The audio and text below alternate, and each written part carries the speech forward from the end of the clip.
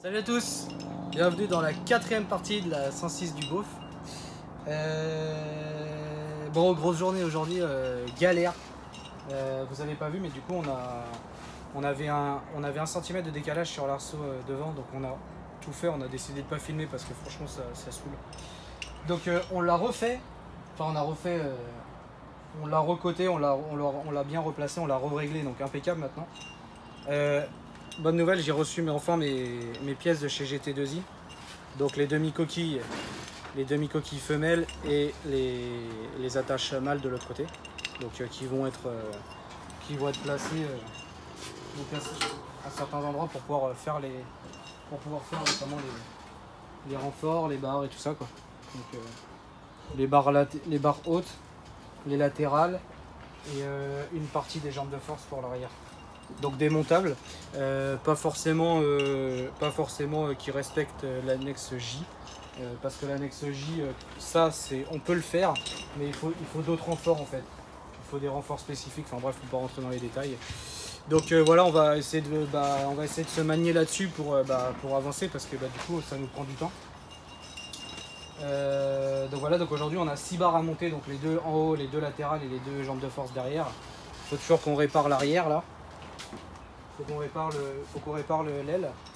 Et puis voilà, le travail continue. Il faut vraiment qu'on finisse l'intérieur.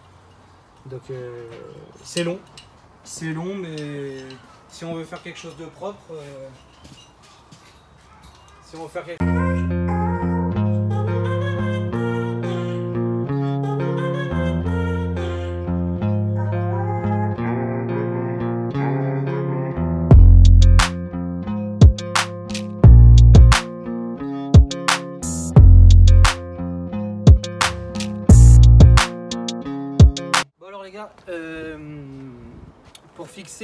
pour fixer les fixations mâles dans les tubes, normalement c'est du petit tube qu'il faut pour les arceaux. Et moi j'ai décidé de partir sur du 50. Donc j'ai imprimé en 3D un gabarit.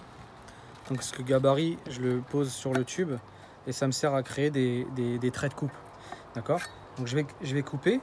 Rémi va couper les tubes, donc ça va nous faire quelque chose de croqué, donc des morceaux en triangle, et donc on va les taper après au marteau, et du coup ça va nous faire un cône au bout du tube, et du coup la fixation mâle elle va rentrer, théoriquement elle va rentrer parfaitement, il n'y aura plus qu'à la souder proprement.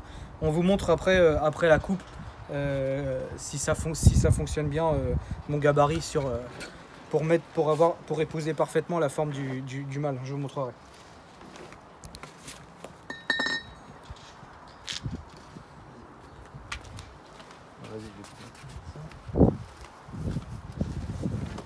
Hey, salut.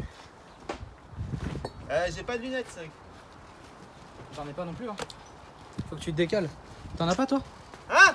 T'en as pas des lunettes? Si je perds un œil, c'est de ta faute. Tu te décales. Ah, je me décale.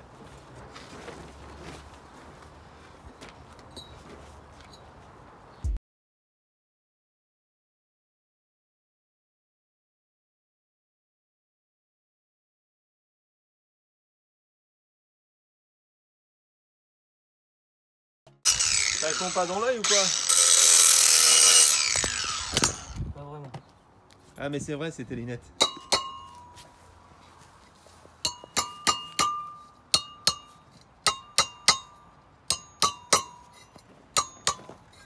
Ouais, trop tapé le dernier.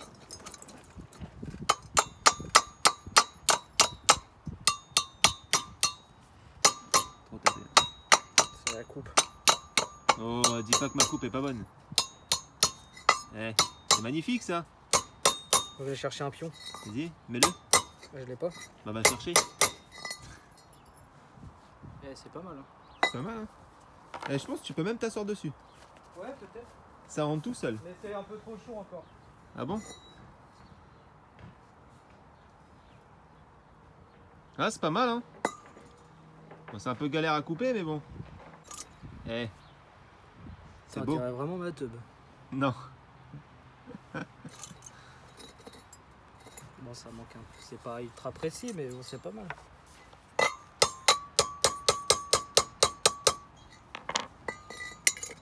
Ah, c'est bien. Ça. Il n'y aura plus qu'à reboucher de façon tous les trous là, toutes les coupes et après faire Un truc lisse, ouais, un propre. truc bien lisse propre et puis c'est bon. Bon, on se revoit pour le moment de soudure.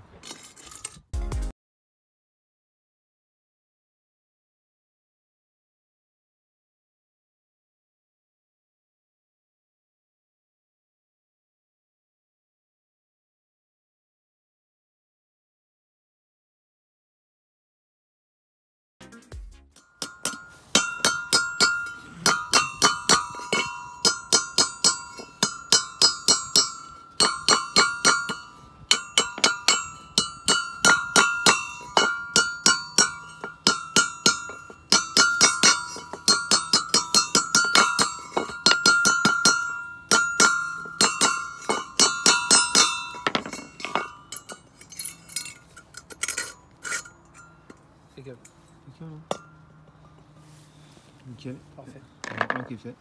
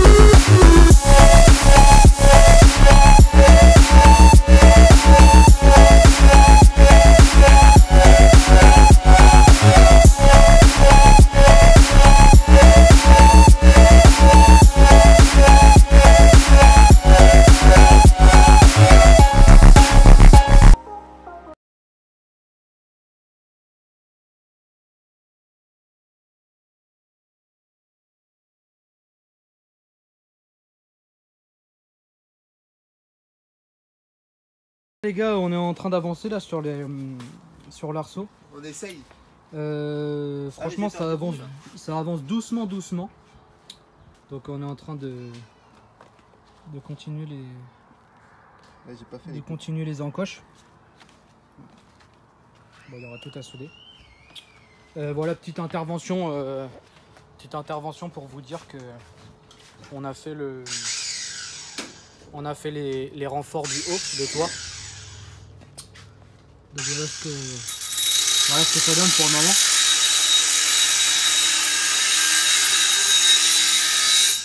Attends, Calaï. Donc voilà l'arceau sur mesure du beauf. Donc voilà ce que ça donne pour le moment. Donc on est en train de faire là on est en train de faire les renforts latérales ou latéraux s'il y en a plusieurs, forcément il y en a plusieurs. Donc on est en train de faire ça là, c'est ce que Rémi est en train de découper.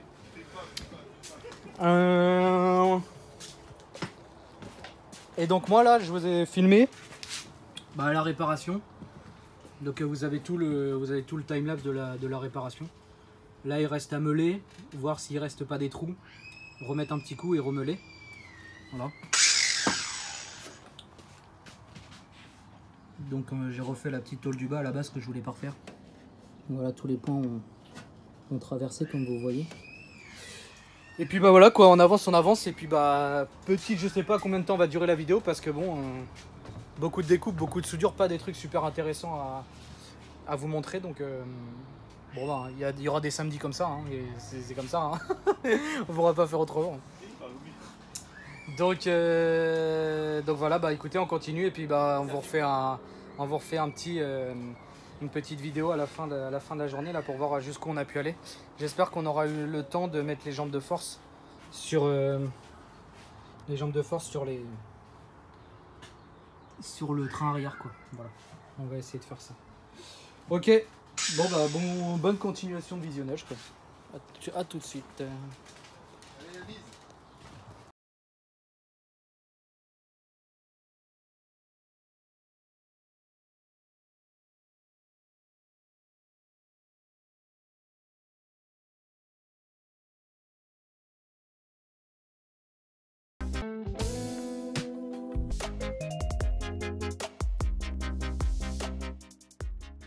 Bon, voilà, petit débrief de fin les gars. Bon bah journée peu productive hein, comme le samedi dernier parce que bah, l'arceau c'est long à faire comme je vous ai dit au début de la vidéo. Donc on a quand même, entre temps vu qu'on était 3 aujourd'hui, on a quand même réparé.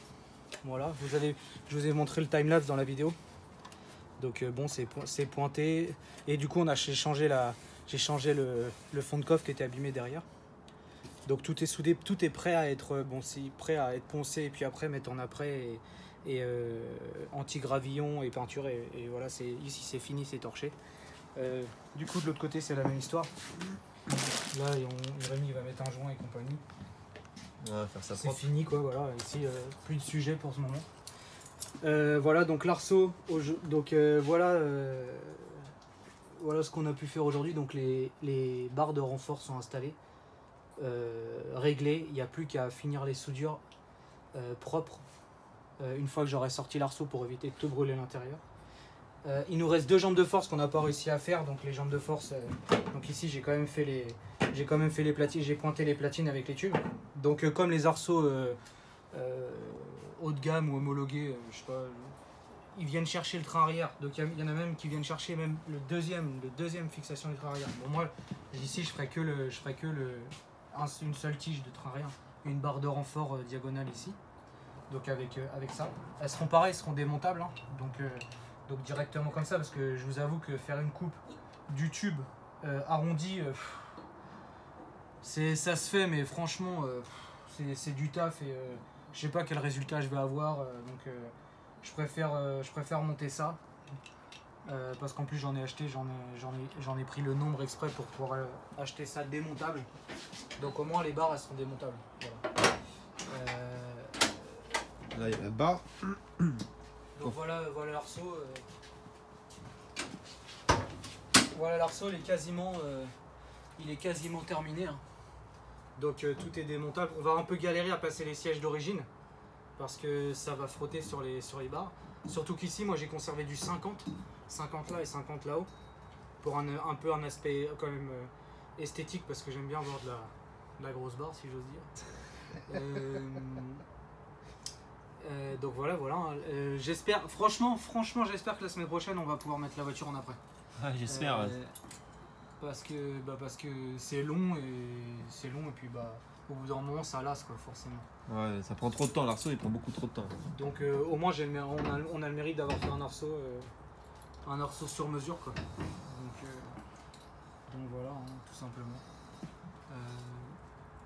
Qu'est-ce qu'il y a d'autre à dire c'est tout, on a avancé sur l'arceau. Le moteur pour le moment pas de sujet. Voilà, c'est tout. On va sûrement le peindre en... Je voulais une peinture qui se rapprochait de la couleur de l'acier. Mais je vais voir pour mettre un gris moyen. Donc un gris alu, mais j'aimerais un gris alu foncé. Genre, je crois le RAL c'est 9007. C'est pour ceux qui connaissent les RAL. RAL 9007. Donc voilà, j'ai rien d'autre de spécifique à dire. J'espère juste qu'on va pouvoir avancer mieux la semaine prochaine. Enfin, plus rapidement, parce que du coup là, c'est vrai que c'est un peu long, quoi. Voilà, je vous disais, j'espère qu'on va avancer un peu plus vite la semaine prochaine. Qu'on puisse enfin mettre la voiture en après, la peindre en rouge et qu'on puisse remonter tout l'intérieur. Parce qu'une fois qu'on aura remonté tout l'intérieur, on peut s'occuper de l'extérieur. Je vous parlerai des kits d'extension universels que je voudrais installer parce que c'est en projet, mais j'aimerais bien adapter un train arrière de 306 pour avoir vraiment des voies larges et à l'avant des jambes de force de 207 comme les montages en sont faits. Pour l'arrière, ceux qui se demandent pour la 306, comme l'Arceau, je vais fabriquer des pattes sur mesure en fait qui vont adapter le train de 306 sur la caisse de la 106. Je sais pas encore si c'est possible, si ça va être réalisable, mais c'est ce que j'ai en tête. Voilà, deux pattes en U qui viennent récupérer les supports de la caisse et les supports de la 306. Comme ça, il n'y a aucune modification à faire. C'est que les pattes qui seront sur mesure. À voir. Donc voilà. Il veut tout adapter, il veut tout faire. J'espère que le petit projet de la 106 du beauf, la boîte à air. Petit projet de la boîte à air et des doubles papes là, je sais qu'il y en a beaucoup qui attendent ça.